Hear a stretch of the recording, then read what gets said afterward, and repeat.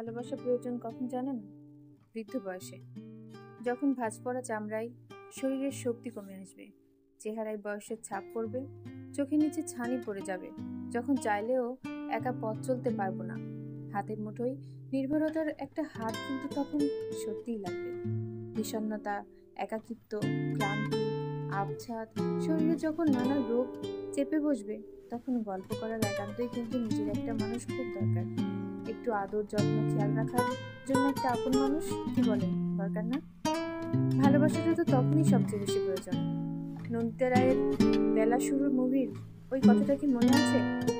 যে একটা সময় পরে শরীর থাকে না, আকর্ষণ থাকে না, যেটা থেকে যায় সেটা শুধু বন্ধুত্ব।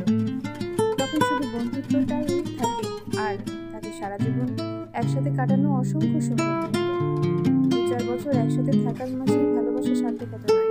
ভালোবাসার সার্থকতা যখন বছরের পর বছর একসাথে থেকে একে অপরের বুড়ো হতে দেখা, আদর, যত্ন, ভালোবাসা আর পরম মমতায় সেই বৃদ্ধ বয়সেও একে অপরের পাশে থাকা।